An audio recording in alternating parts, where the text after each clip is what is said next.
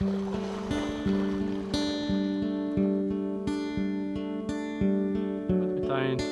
Claret Connemara. Now the thread I'm going to be using is a red uni in 8/0.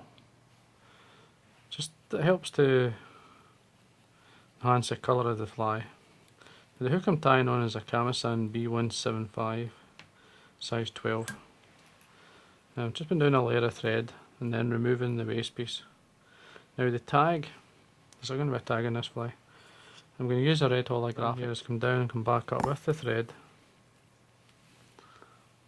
Now for this point I'm going to make it a wee bit more secure, and it's always best to do this if you're going to, this is not it's a great shiny material but not the strongest material in the world, but I'm going to put down a tiny wee bit of super glue, don't put too much on, and then basically wind it over the red holographic over the super glue, which will give it more strength, last much longer.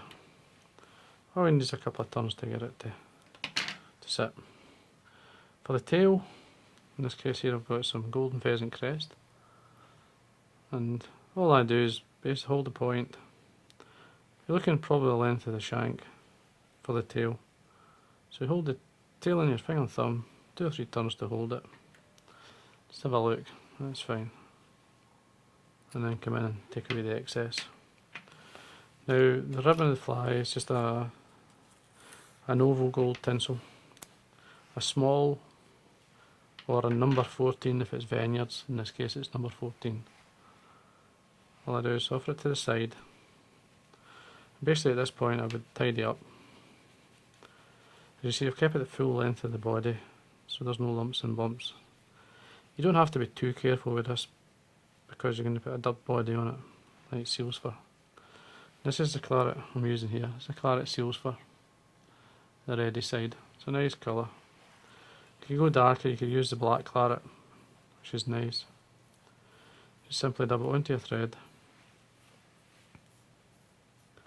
and then slide it up.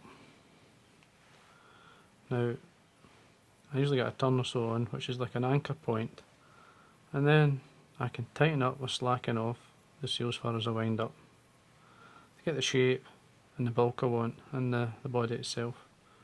That's plenty. Take away the excess. And once you've done that, what I want to do is bring the rib up through. On the Connemara black it's silver rib, so gold suits claret, so cross your thread and then 2 or 3 turns down. Now I would throw away the excess at this point and tidy up. There's a good 2mm of an area there to work with. Just this point here for your hackle and your wing. Now for the throat, I'm going to be using, this is a Chinese hen. You can use this Chinese cock if you want. It's been dyed claret. You just need, they're not very big feathers in these, but they're good feathers, nice and soft. Now I'm going to tie it in by the point or the tip of the hackle. Just going to bring it out. Catch it on the side. Fold it back. This gives it a lot more strength. You should never pull out if you do that. At this point just fold back the fibres and then do a turn front to the other. Just winding up to get to this point here. And just bring your thread up beside the stem, put a nice bend into the stem, a 90-degree bend, and tie it down. Tidy up. It's important that you do this. There you are, that's your hackle ready. Now for the throat, I'm going to use some Blue Jay. Just the easiest way to work with this material is just to bring it 90 degrees from the stem of the feather. Take away the rubbish first, and then come in and pinch off the J.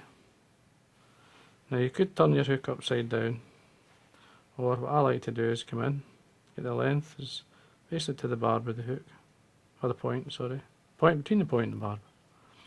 Hold it in my finger and thumb, bring the thread round and do like a pinching loop up the way.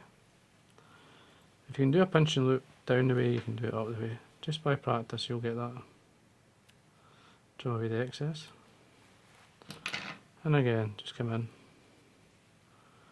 and tidy up. Now I'm going to be using, again, the colour theme of the fly. This is like, you get bronze mallard. This is bronze mallard dyed claret. Some nice feathers. Now I'm going to roll the wing. Now you take away the fluff at the bottom and then you bring out the fibres so that the tips start to line up.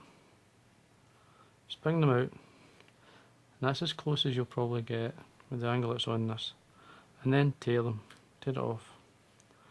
Now call it rolling or folding the wing.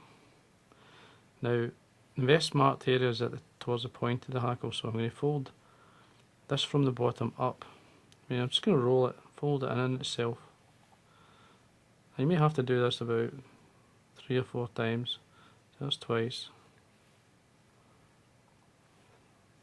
3. And there's 4 times. And that's you. Very strong. And a nice shape in the wing you form with the rolling or folding the wing itself. Point of the wing should really towards the end of the tail.